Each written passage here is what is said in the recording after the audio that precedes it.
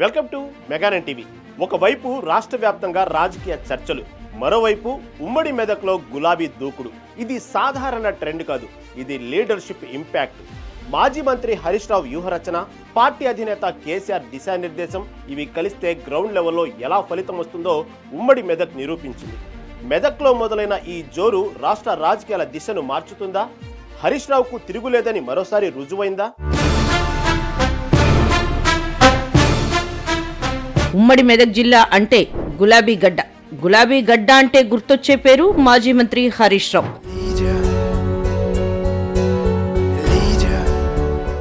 తెలంగాణ రాష్ట్ర వ్యాప్తంగా జరిగిన మున్సిపల్ ఎన్నికలు ఒక ఎత్తైతే ఉమ్మడి మెదక్ జిల్లాలో పురపోరు మరో ఎత్తు.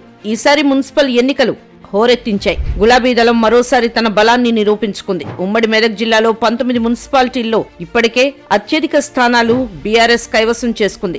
మరొక మున్సిపాలిటీ కూడా దక్కే అవకాశం ఉన్నట్టు పార్టీ వర్గాలు ధీమాగా చెప్తున్నాయి. దాదాపు 12 వార్డుల్లో బీఆర్ఎస్ జెండా ఎగిరింది. ఇది కేవలం ఎన్నికల ఫలితం కాదు, ఇది హరీష్ మార్క్ వ్యూహ రచనకు నిదర్శనం అంటున్నారు గులాబీ శ్రేణులు. ఉమ్మడి మెదక్ జిల్లాలో పురపోరు అంటే రాజకీయ యుద్ధమే. ఆ యుద్ధంలో బీఆర్ఎస్ కారు వేగం చూసి ప్రత్యర్థులు షాక్ అయ్యారు. 12 మున్సిపాలిటీల్లో ఏకపక్షంగా బీఆర్ఎస్ హవా కొనసాగింది. ప్రజల తీర్పు స్పష్టంగా ఉంది. అలాగే గులాబీపై నమ్మకం ఇంకా అలాగే ఉందని మరోసారి రుజువైంది. కీలక పటాన్చెరు నియోజకవర్గంలో అయితే హరీష్ వ్యూహ రచన స్ట్రైట్ 6 కొట్టింది. 5ంటికి 5 మున్సిపాలిటీలు పూర్తి స్వీప్ చేసింది బీఆర్ఎస్. ఇందుకు హరీష్ రావు వ్యూహమే కారణమంటున్నాయి. ప్రచారంలో ప్రతి అడుగు ప్లాన్ ప్రకారం వెళ్లారు హరీష్ రావు. ప్రతి మీటింగ్ ఒక సందేశాత్మకంగా సాగింది. ప్రతి రోడ్ షో ఒక శక్తి ప్రదర్శనగా నిలిచింది.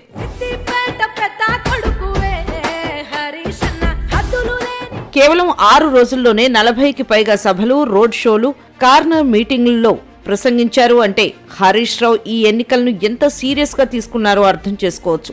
ప్రతి సభలో ఒక్క నిమిషం కూడా వృధా చేయకుండా ప్రచారం సాగించారు హరీష్ రావు. అభ్యర్థుల్లో జోష్ నింపారు. కార్యకర్తల్లో ఉత్సాహం రెట్టింపు చేశారు. గ్రౌండ్ లెవెల్ నుంచి స్ట్రాటజీ వరకు అన్నీ తానే చూసుకున్నారు. చెట్టు కింద రచ్చబండ చర్చలు, మహిళా ఓటర్లతో నేరుగా మాటామాట, ప్రతి కాలనీ, ప్రతి వీధి, ప్రతి ఓటర్తో మమేకమయ్యారు.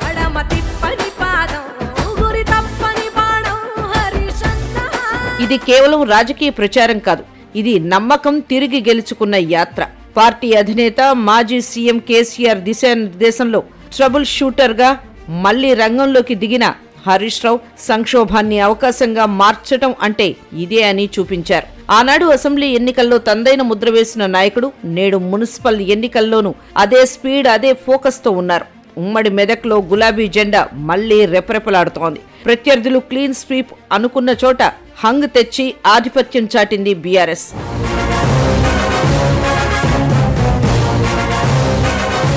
అయితే ఇది కేవలం స్థానాల లెక్క కాదు, ఇది గ్రౌండ్ లెవెల్లో ఉన్న శక్తి లెక్క. ఒక విషయం మాత్రం క్లియర్ గా అర్థమవుతోంది. ఉమ్మడి మెదక్లో రాజకీయ సమీకరణాలు మారినా హరీష్ మార్క్ మాత్రం మారదు.